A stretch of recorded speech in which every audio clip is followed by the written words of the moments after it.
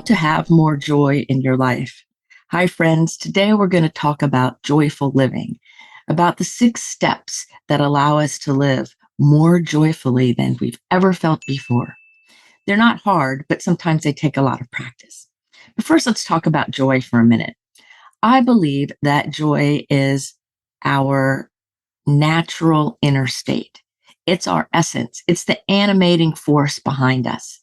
Joy is who we are. Anything other than joy, like stress and strife and anger and fear, those are all altered states in my mind.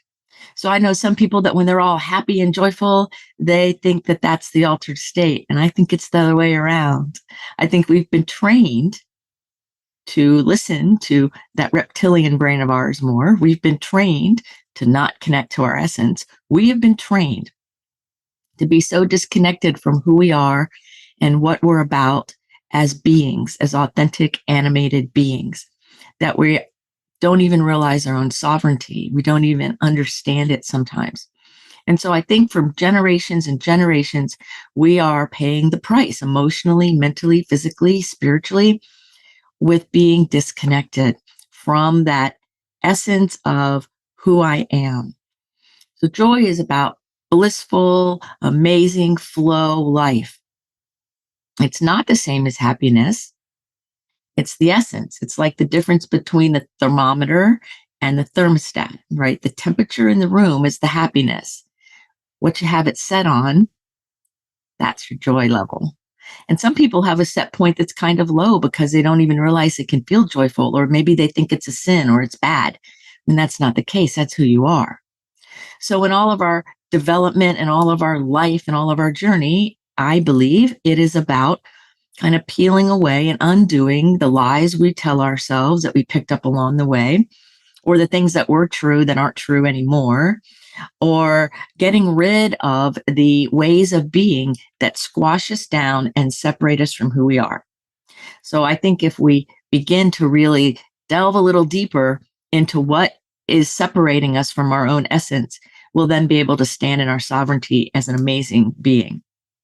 Now, I believe everybody's essence is joy, even the people who do despicable things. Their despicable actions come because of the lies and the deception and the dishonesty that they say to themselves and that they actually believe. So that doesn't mean there's no consequence, and it doesn't mean I agree. It means that every baby, when we're all born, there's beauty in that essence. There's joy in that essence. So what happens? What happens over time, right? That autobiography and how we sense things, that's where the issues become, and that's where the trouble of anxiety or all different kinds of things, depression and upset and anger and fear and rage and blame, all come from disconnection from who we really are. So I want you to think for a minute. We all know how much I love music. I want you to think for a minute about Beethoven's Ninth Symphony. Now, if you don't know it right away, or you're trying to think Beethoven's Ninth, the name of that symphony is Ode to Joy. Yes, Ode to Joy. Now, that symphony is beautiful, and I listen to it often. And one of the things I notice about it is there's places of what I would call contemplation. There's places of starts and stops and dysregulation, kind of. There's smooth parts, there's crescendos, there's places where it starts and then stops. And there's all different kinds of glimpses into kind of like how joy can be so intense and beautiful and profound, and also it can be smooth and beautiful. That it's that essence that drives us, right? So just like an orchestra with all the different instruments playing their own role and bringing together this beauty, this joy, that's how we are, I think. We have lots of different pieces of us that come together to create the joy. Now, if half the orchestra was playing off key and the other half was playing on key or on the right beat or the wrong beat, like they were all jumbled up, it wouldn't be nearly as beautiful.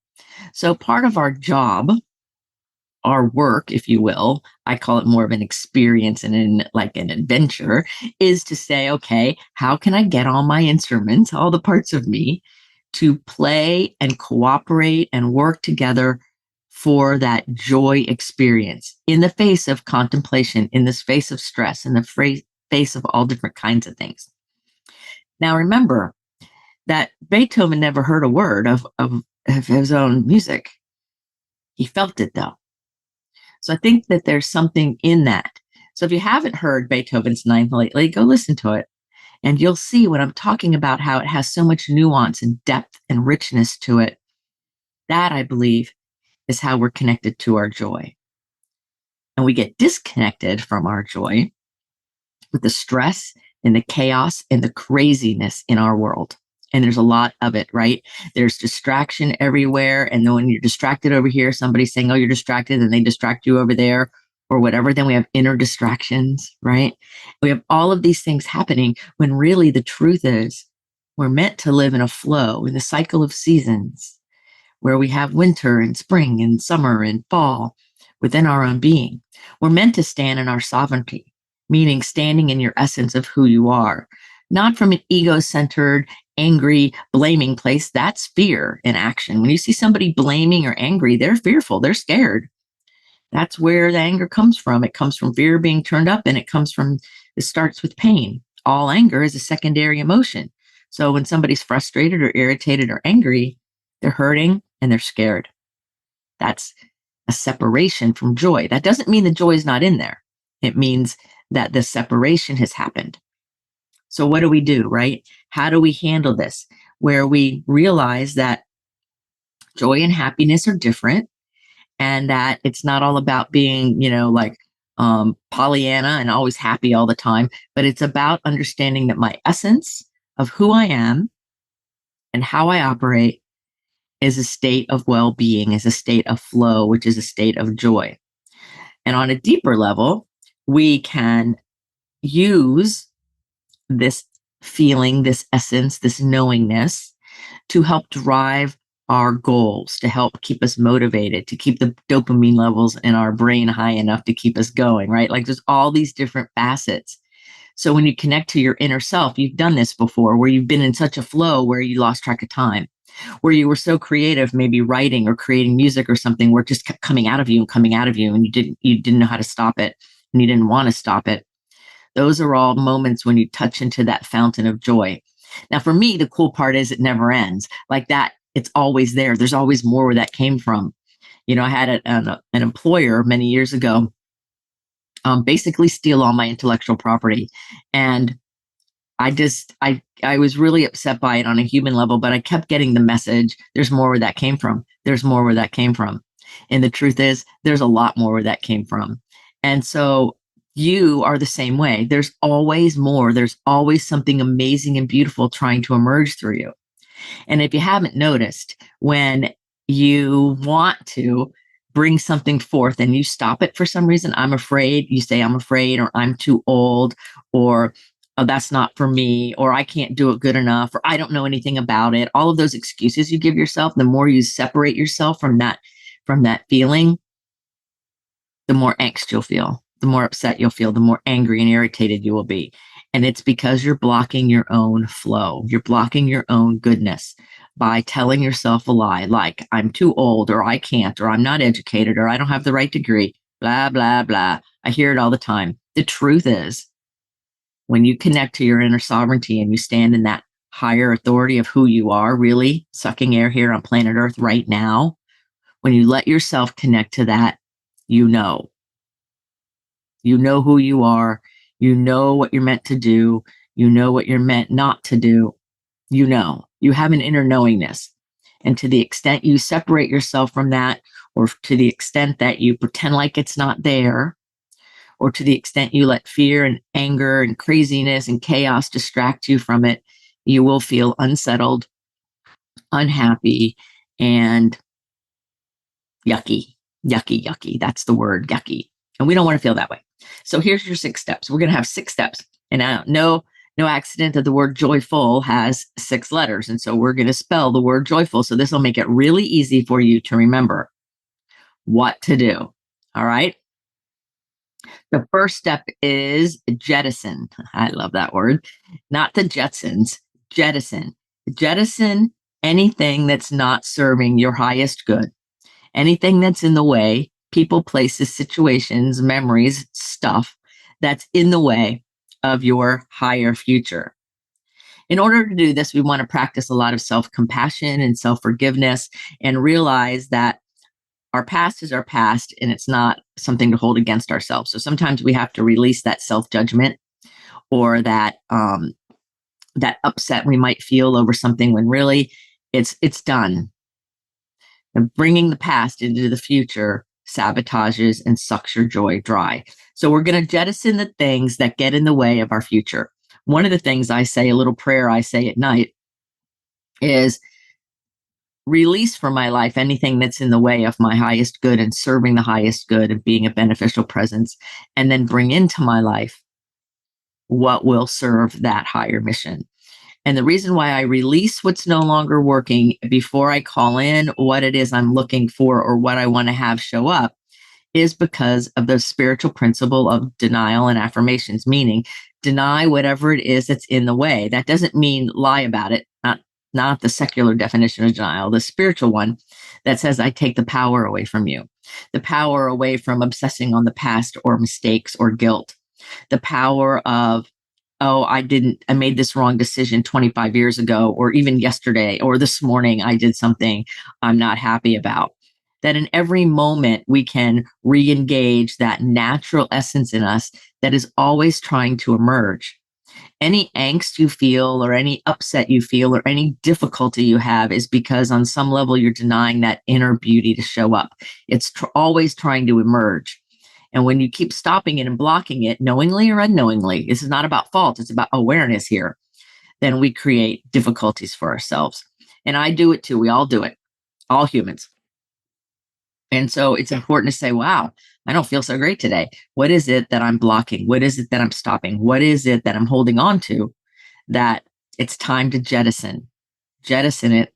And that, now you notice I use the word jettison mostly because it starts with a J, but it also has another meaning. The reason why I used it is because it's a powerful word. Like jettison is not to just say, oh, I don't think I should have you here anymore. I know I really love you. You can go over here. No, it's about get out. And sometimes I have to do that to the thoughts in my head that are relentless, that are not exactly where I want to take my life, right? Like a big one, you guys are all going to laugh, but a big one is that for many, many years, I believed that because I'm short, I'm 4'11", that because I'm short, I'm not worthy, I'm not good enough.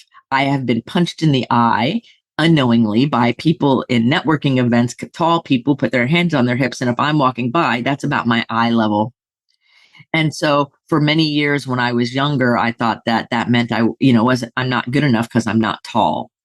And I don't have that, therefore, that presence because I'm also an introvert.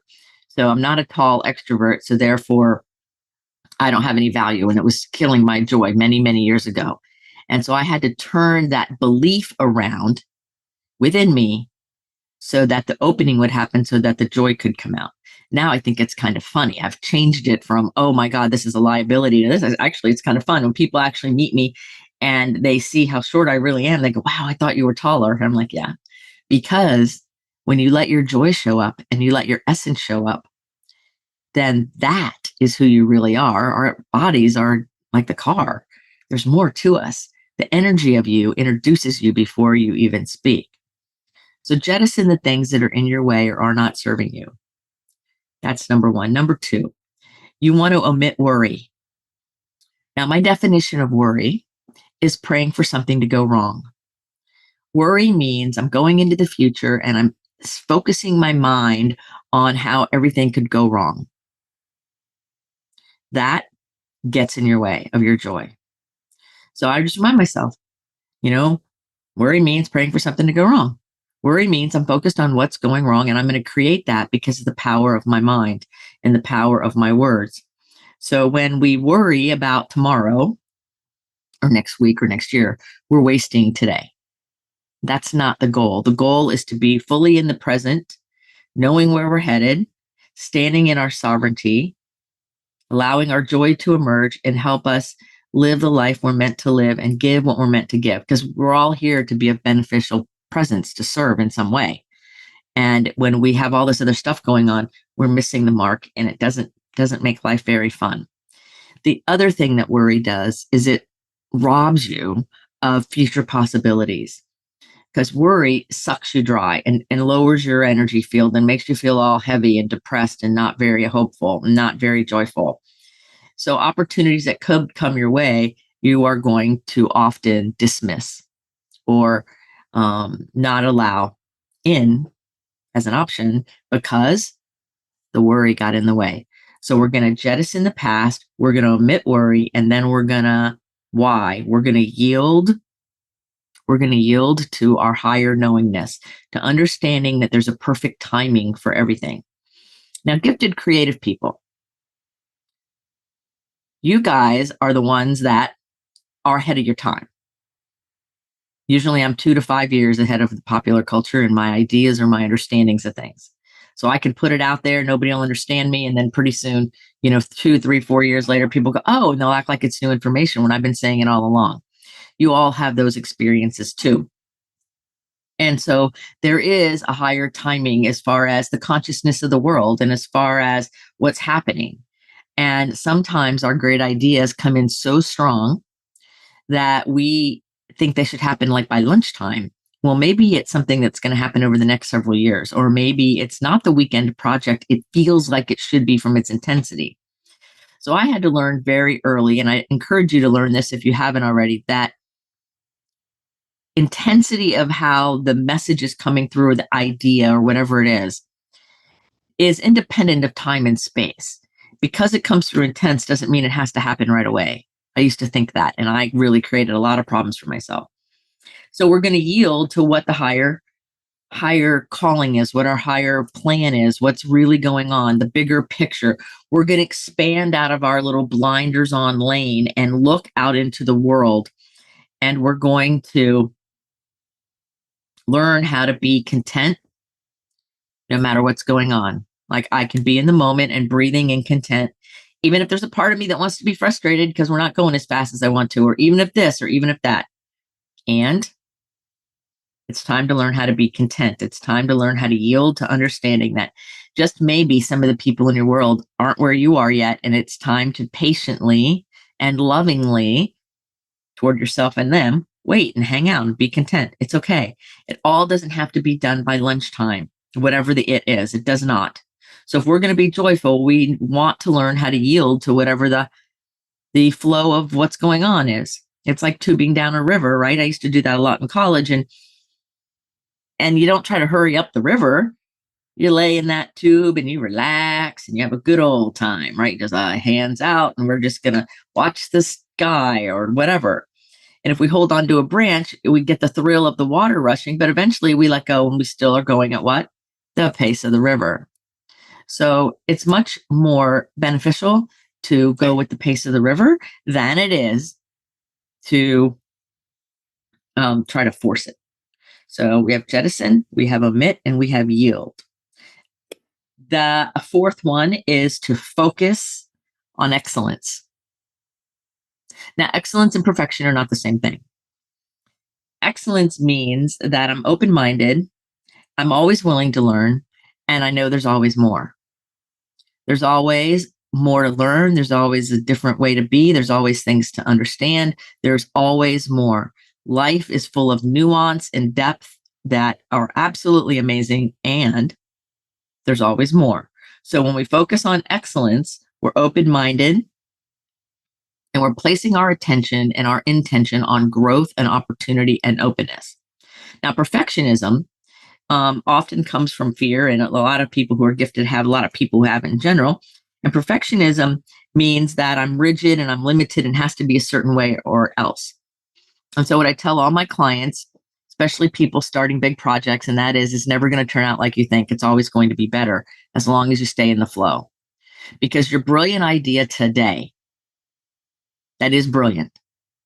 As you walk toward that and you do the work to get there, whatever the idea is, whether it's writing a book or writing a song or, doing whatever, putting your garden in, it's going to end up looking differently in the end than you think it will today. Because as time unfolds and you unfold and the nuance unfolds and the world impacts it, things shift. So when we grab onto perfection, we become rigid and limited, and we create stress and strife for ourselves. So we want to focus on excellence, being teachable.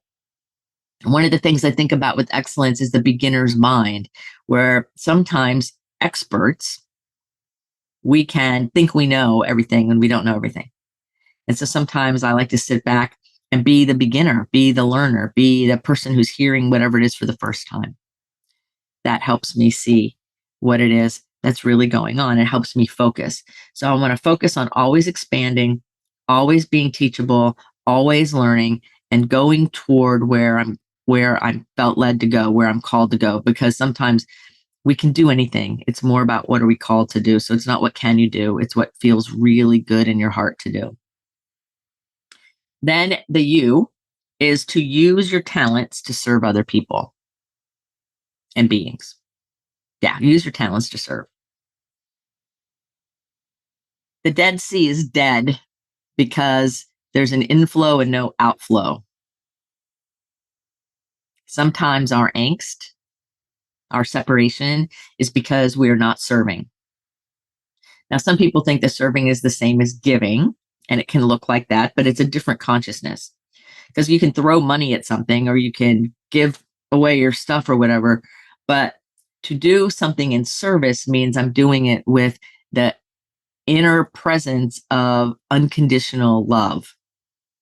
The love that says, I love me enough and I love you enough. And here in a humble way, I serve you. Whether it's actually doing an action for somebody, whether it's financially helping them out, no matter what it is, am I serving them? How am I serving the world? Am I being kind to Mother Nature? Am I being kind to other sentient beings, right? How am I bringing a sense of well being and service into the world? When we're being in an unselfish manner, opening and looking for opportunity to serve, whether it's holding a door for somebody, helping someone across the street, or maybe sometimes it's just smiling at your neighbor who's always grumpy, or maybe it's just stepping out of your own comfort zone for a minute to see how you can help another person, no matter what it is, or no matter how little or how big, it doesn't matter. Content doesn't matter. Your heart matters, your intention matters, your focus matters. That's what matters. So you want to use your talents to serve other people. Selfishness is the opposite of this, where you keep it all for yourself. That's not the goal of being joyful. And the last step, which is the L, means to laugh. When you laugh and play and you smile, you raise your energy, you raise your field, you raise who you are, you open possibilities, you become more free and less limited. So laughter is really important. I remember years ago, oh, many years ago now, I went through a time where I was depressed and felt really like heavy. And the first time I laughed and like laughed out loud, and I was with a friend, I'm like, and I remember thinking, wow, it feels so good just to laugh again. I remember after a lot of the restrictions from the pandemic were starting to lift, and I went out to lunch with a friend of mine I hadn't seen in a long time. And we're sitting there eating and we were laughing about something. And I remember a similar feeling like, wow, I get to connect with another human and I get to laugh. Laughter really, really helps. It helps us be independent, sovereign beings. It helps us um, bring more joy to the world. It helps us let that part of us out. And we want to ask ourselves the age old question, right? Have you lived 10,000 days or more the same day over and over, or is every day different? Are you just sleepwalking through life, doing every day? Because that's what I do. I used to hear that all the time. You get up, go to work, come home, eat dinner, watch TV, go to bed, get up and do it again. And people are acting like robots and not appreciating the nuance and the expanse of life. Now, that's because we were trained to do that. So the key here is to remember that we're undoing some old training. We live in a culture that wants us to be like automatons because that's how we serve it. So if you're going to be a free thinking person and you're going to have joy in your life, you're going to have to go within and evict some of those lies. Remember, jettison the lies. You want to practice being who you really are, and not in a way that is degrading to yourself. I see some people say, well, this is just how I am. And when you say this is just how I am, no, your essence is not that. That's a defensive, nasty stand. Using this is how I am or this is the truth in that sneery kind of angry way as a defense. That's not who you are. Who you are is kind and gentle and amazing and beautiful. And that this is how I am is a defensive way to try to claim authority in the world from your ego that's not your amigo, not from your essence. Your essence finds gratitude and service and success. Your essence looks within and acts upon the world. Your ego reacts to the world. It's very simple to see. And so sometimes people will say, that they're telling the truth in a way that is very pompous or arrogant or fearful. And that means they're disconnected from who they are. And we want to get reconnected. So remember that joy and joyful living lives in like the eternal present moment. That's how we maintain joy, is just always living in the present moment, even though we have goals and we have past and histories, but we're in the moment. We bring ourselves back. What's going on now? What's going on now? And I notice that some people have what I call ADD, adventure deficit disorder. And adventure deficit disorder comes when we're so in the motion and the sleepwalking treadmill of whatever we're doing that we forget to have fun along the way. We forget to let the joy show up. I've got trapped in that a couple times in my life. So the key here is to do whatever brings you joy, because what brings you joy is for the benefit of others. So if what brings you joy is bringing pain to yourself or another person of any kind, then it's not joy. It's your ego. That's not your amigo. So I hope these 6 ways to focus on having more joy in your life have served you. Now, the practice is to practice it every day. What can I jettison from the past? An old belief, an old idea, an old statement, an old thing? What can I omit? Worry. How can I stop myself from worrying? How can I focus on something better? How can I yield to the higher good of the world? How can I focus on my excellence, not being all perfect all the time? And how can I use my talents to serve others? And then how can I laugh today? All of those are doable by all of us on some level or another. So I hope this has served you. Practice, have fun. Feel free to contact me at any time. My email's in the show notes, and you can go on my website and have a free 30-minute call with me. If you hear this and there's something you want to talk about, do it. I love discovery calls. We get on Zoom and you have 30 minutes to share what you'd like. Until the next episode of Someone Gets Me, remember that you're a rock star and you're here on purpose with a purpose. You are meant to do great things. You are meant and designed to live from a place of joy. So go out there and keep shedding off all that nasty stuff so that you too can be alive, alert, awake, and enthusiastic. Until the next episode, be well.